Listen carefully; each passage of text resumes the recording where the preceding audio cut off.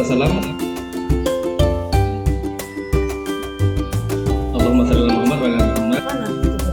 Saya akan membagi pemahaman yang telah saya dapatkan selama mengikuti guru penggerak, khususnya pada pembelajaran modul 1.4 yaitu budaya positif. Nah, selamat datang Bapak Ibu guru hebat. Mari kita belajar bersama, berkolaborasi, saling mendukung demi mewujudkan budaya positif di sekolah yang kita cintai ini. Sebelum kita masuk ke materi, saya mau Bapak Ibu berdiri kita sama-sama ice breaking sebentar.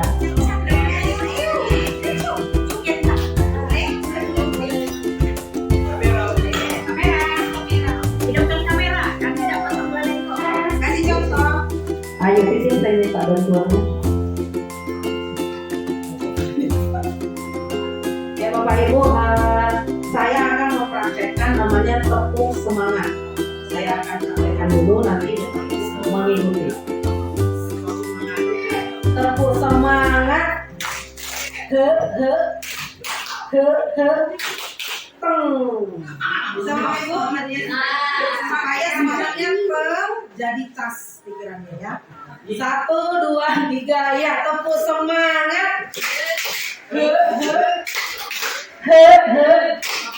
Teng.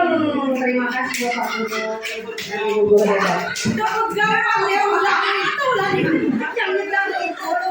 Selanjutnya saya akan menjelaskan apa itu budaya positif. Next, nah, dalam modul budaya positif itu ada 7 materi. Yang pertama, perubahan paradigma belajar. Kedua, disiplin positif. Ketiga, motivasi diri manusia. Keempat, kebutuhan manusia. 5, posisi kontrol. 6, keyakinan kelas. Dan terakhir, segitiga diskusi. Di 7 materi ini Bapak Ibu, kami akan membagi materi ke dalam pembahasan kami bertiga. Jadi saya pada kesempatan ini akan menjelaskan perubahan paradigma belajar, disiplin positif, dan motivasi diri manusia. Yang pertama adalah perubahan paradigma belajar. Next, nah, seperti yang kita lihat di depan, pembelajaran dengan paradigma baru ini dipelopori oleh Ki Hajar Dewantara, yaitu pendidikan dirancang berdasarkan pembelajaran yang terdiferensiasi sehingga setiap siswa belajar sesuai dengan kebutuhan dari tahapan perkembangan untuk mewujudkan profil pelajar Pancasila. Jadi maksudnya adalah pembelajaran berdiferensiasi itu pembelajaran sesuai dengan kebutuhan anak. Seperti contoh, pada awal materi pembelajaran seharusnya kita melakukan diagnosa belajar, karena ada anak yang belajar itu harus, pertama, kalau menjelaskan dia mudah nangkap. Kedua, dia harus tonton tayangan. Ketiga, ada anak yang harus mendengarkan cerita baru dia mudah menangkap. Kalau di diagnosa belajar itu ada auditory, visual, satu lagi apa Bu Yunida? Audio visual. Nah, jadi itu adalah yang dimaksud dengan pembelajaran berdiferensiasi. Nah, di kurikulum Merdeka Belajar itu ada nilai kebajikan yang disebut dengan profil pelajar Pancasila. Itu seperti digambar. Yang pertama, beriman dan bertakwa, kebinekaan global, bergotong royong, kreatif, bernalar kritis dan mandiri. Ini adalah profil pelajar Pancasila yang menjadi gagasan dalam kurikulum Merdeka Belajar. Dan kalau di kurikulum yang lalu kan, kurikulum 2013 itu karakter hanya ditekankan dalam pembelajaran tertentu, tapi dalam pembelajaran dengan paradigma baru itu masuk ke seluruh materi pembelajaran, kemudian ditambahkan dengan yang namanya profil pelajar Pancasila. Nanti di kurikulum Merdeka Belajar kalau nggak salah 2 jam ya Bu Yuni dan Yakuinya, 2 jam. Nah, itu tadi sekilas tentang pembelajaran dengan paradigma baru. Nah, apa itu disiplin? Disiplin ini adalah kata yang sebenarnya sering kita dengar. Disiplin itu berarti anak harus mengikuti aturan, harus patuh, harus tertib. Itu adalah disiplin yang bisa kita dengar di sehari-hari. Next. Nah, pengertian pada umumnya makna disiplin adalah sesuatu yang dilakukan seseorang pada orang lain untuk mendapatkan kepatuhan. Kita cenderung menghubungkan kata disiplin dengan harus taat, harus nurut, dan identik dengan ketidaknyamanan. Disiplin, seringkali kita menerapkan disiplin kepada anak bersifat memaksa, harus. Kalau anak melanggar, kita hukum. Nah, di pembelajaran dengan paradigma baru, disiplin yang dimaksud adalah disiplin yang sebelum anak melakukan. Sampaikan oleh Bu Jenny tadi, bahwasanya kami bertiga pada hari ini menyampaikan materi kami, tugas calon guru penggerak angkatan 7, yaitu modul 1.4 budaya positif. Tadi sudah disampaikan oleh Bu Jenny tentang apa itu budaya positif, kemudian hukuman, kebutuhan dasar manusia, kemudian saya melanjutkan apa itu restitusi. Ya. Bapak Ibu bisa lihat di sini ya, restitusi adalah proses menciptakan kondisi bagi murid untuk memperbaiki kesalahan mereka. Jadi sehingga mereka bisa kembali pada kelompok mereka dengan karakter yang lebih kuat. Oke, jadi Bapak Ibu, di sini sudah ada kesepakatan kita sebelumnya kepada anak bahwasanya sebelum kita memberikan hukuman, kita sudah ada kesepakatan yang disebut dengan ada kesepakatan kelas atau yang lebih besar lagi kesepakatan sekolah. Sehingga kita ketika mereka melanggar disiplin itu, mereka sudah tahu apa yang harus mereka lakukan. Oke. Restitusi juga merupakan proses kolaboratif yang mengajarkan murid untuk mencari solusi untuk masalah mereka dan membantu murid berpikir tentang orang seperti apa yang mereka inginkan. Oke? Dan bagaimana mereka harus melakukan orang lain. Jadi mereka juga selain menghormati diri mereka juga dia menghormati temannya atau orang lain. Sehingga di sini lebih bagus lagi daripada memberikan hukuman. Oke, next. Oke, di sini apa sih ciri-ciri restitusi? Ciri-cirinya diantaranya ada 9, yaitu bukan untuk menebus kesalahan, namun untuk belajar dari kesalahan. Jadi anak-anak itu kita berikan suatu hukuman ataupun tadi itu kesepakatan. Jadi mereka bukan menebus kesalahan, tapi belajar dari kesalahan. Apa yang mereka lakukan salah tadi, supaya tidak terulang lagi untuk yang akan datang. Sehingga menimbulkan kesadaran dari dirinya sendiri. Yang inilah yang agak susah kita lakukan, namun yakin dan percaya Bapak Ibu, kalau kita ada niat, ada kemauan, perubahan itu akan terjadi. Dengan secara perlahan-lahan tentunya. Kemudian yang kedua apa? Memperbaiki hubungan. Nah, jadi hubungan tadi dengan tidak adanya hukuman ataupun sesuatu yang memaksa tadi akan lebih baik lagi. Kemudian tawaran bukan paksaan. Nah, jadi dengan adanya restitusi tadi kita menawarkan apa yang harus kalian lakukan untuk memperbaiki kesalahan-kesalahan tadi. Bukan berarti paksaan. Misalkan kita kalau menghukum secara tidak langsung biasanya itu memaksa. Kemudian kalau yang keempat, restitusi menuntun untuk melihat ke dalam diri anak itu sendiri. Kemudian kelima, restitusi mencari kebutuhan dasar yang mendasari tindakan. Nah, seperti yang dikatakan beliau bagi guru dan bisa diterapkan juga kepada kehidupan kita sehari-hari di masyarakat ataupun di dalam rumah tangga kita. Yang sudah di posisi sebagai teman saja kita sudah sangat bagus ya. Saya sebagai pribadi ada kalau dulu saya belum tahu ini, memang saya cenderung di posisi yang pertama, sering ya menghardik, tidak mau tahu alasan. Nah, setelah itu menambah pengetahuan saya tentang ini hingga saya merubah diri saya sendiri, karena perubahan itu diawali dari diri kita sendiri, kemudian baru kita bisa merubah orang lain, menggerakkan dari yang tergerak dulu, baru kita bergerak, baru menggerakkan yang lebih banyak lagi. Oke, di sini ada lagi yang namanya segitiga restitusi untuk menyelesaikan satu permasalahan. Jadi Bapak Ibu, di sini ada pertama ya, seperti segitiga, kita menstabilkan identitas dulu. Ketika anak bermasalah, kita stabilkan dulu. Artinya apa? Kebutuhannya apa? Baru dari menanyakan keyakinan ya, keyakinan kelas atau keyakinan sekolah yang telah kita sepakati bersama-sama. Seperti yang saya sudah sampaikan tadi, bahwasanya kita bisa mengembalikan kepada kesepakatan kita atau keyakinan kita sebelumnya tadi, karena kita sudah ada kesepakatan sebelumnya. Untuk lebih jelasnya, Bapak Ibu bisa kita lihat bersama-sama video tentang bagaimana cara menyelesaikan permasalahan dengan cara segitiga restitusi. Sehingga nilai-nilai kebajikan yang bertumbuh dan berkembang itu menjadi suatu kebiasaan positif yang akhirnya membentukkan ekonomi. Proses dialog itu Lewat seperempat, lewat 20. digambarkan pada ketiga sisi pada segitiga restitusi. Sisi pertama adalah menstabilkan identitas. Sisi yang kedua adalah validasi tindakan yang salah.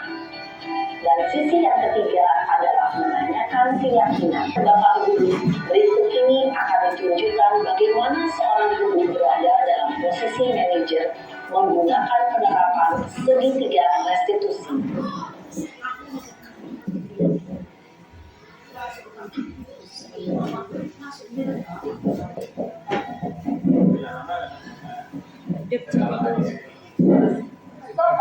Ya pasti kamu merasa kesal. Maka juga akan marah apabila ada yang nampak seperti itu. Kemudian pada saat itu kamu mau melakukan apa? Ya saya langsung ngatain Eka lah Pak. So banget, saya bentak-bentak dia di depan teman-teman lain. Oh begitu. Pasti kamu melakukan seperti itu karena suatu alasan tertentu kan? Iyalah, maksud saya diam saja Pak. Ya saya bela diri lah. Ya mempertahankan harga diri itu sesuatu yang penting buat kamu. Untung kamu tidak bertindak lebih gegabah lagi, hanya membentak-bentak. Iya Pak. Untung saya masih bersabar dan hanya membentak saja. Sudah gemes padahal saya pasti bela diri lah. Ya pasti ya.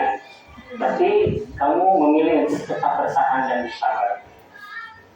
Kamu memilih untuk tidak berbuat lebih parah lagi kan? Iya. Nah, sekarang coba kita lihat lagi tindakan kamu yang bentak-bentak Eka di kelas. Tindakan kamu itu kira-kira sesuai dengan keyakinan kelas atau prinsip kamu tidak? Enggak lah Pak. Capek Pak jadi pemarah. Jadi keyakinan Bagi guru dan bisa diterapkan juga kepada kehidupan kita sehari-hari di masyarakat ataupun di dalam rumah tangga kita. Yang sudah di posisi sebagai teman saja kita sudah sangat bagus ya. Saya sebagai pribadi ada kalau dulu saya belum tahu ini, memang saya cenderung di posisi yang pertama, sering ya menghardik, tidak mau tahu alasan. Nah, setelah itu menambah pengetahuan saya tentang ini hingga saya merubah diri saya sendiri, karena perubahan itu diawali dari diri kita sendiri, kemudian baru kita bisa merubah orang lain, menggerakkan dari yang tergerak dulu, baru kita bergerak, baru menggerakkan yang lebih banyak lagi. Oke, di sini ada lagi yang namanya segitiga restitusi untuk menyelesaikan satu permasalahan. Jadi Bapak Ibu, di sini ada pertama ya, seperti segitiga, kita menstabilkan identitas dulu. Ketika anak bermasalah, kita stabilkan dulu. Artinya apa? Kebutuhannya apa? Baru dari menanyakan keyakinan ya, keyakinan kelas atau keyakinan sekolah yang telah kita sepakati bersama-sama. Seperti yang saya sudah. Baiklah, assalamualaikum warahmatullahi wabarakatuh. Waalaikumsalam Terima kasih atas kesempatannya. Yang pertama mungkin di sini kami mengucapkan banyak terima kasih kepada Bapak Ibu guru, calon guru penggerak angkatan 7 dari SMP Negeri 4 Kaur, kepada Bapak Bayu Sandra, Ibu Titin Yusnita, dan Ibu Jenny Gustina Butar-Butar. Jadi setelah mengikuti sesi diseminasi tentang budaya positif, jadi ini merupakan ilmu baru mungkin bagi kami sebagai guru yang diberikan oleh Bapak Ibu CEP yang telah mengikuti pendidikan selama kurang lebih 2 bulan belakang.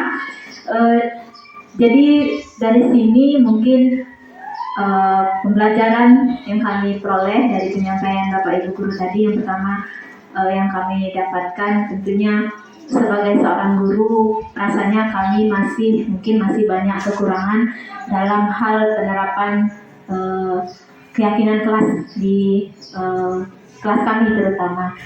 Apalagi untuk menerapkannya di sekolah. Jadi mungkin dari pembelajaran yang sudah diberikan oleh Bapak Ibu tadi, kedepannya kami berharap kami bisa meningkatkan lagi kompetensi diri kami sebagai guru, sehingga kami bisa, ya dimulai dari diri kami sendiri, bisa menentukan keyakinan dari diri sehingga bisa membawanya ke anak-anak di kelas, sehingga bisa mereka juga bisa mengungkapkan keyakinan diri mereka sehingga menjadi suatu kesepakatan untuk kelancaran proses belajar mengajar di kelas, sehingga itu juga menjadi budaya positif di sekolah.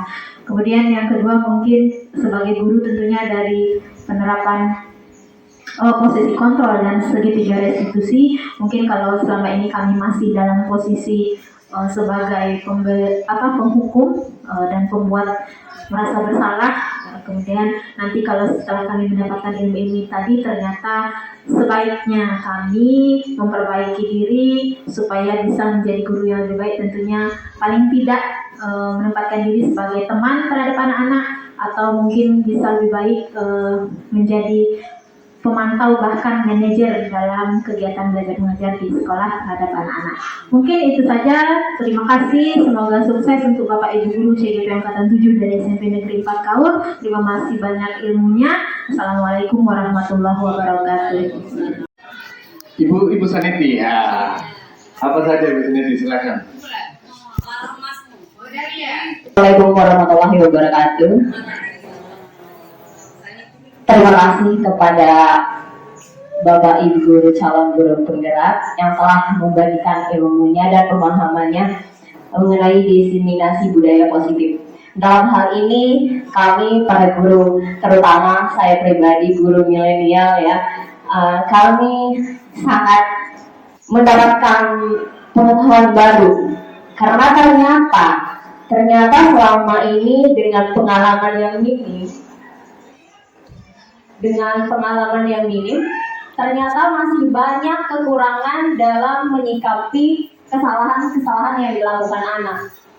Dalam arti di sini kami mendapatkan ilmu yang baru, gitu. Tambahan bagaimana caranya memanajemen diri sendiri dulu, dimulai dari diri sendiri dulu, baru bisa diterapkan kepada anak-anak atau bisa menghandle anak-anak seperti itu.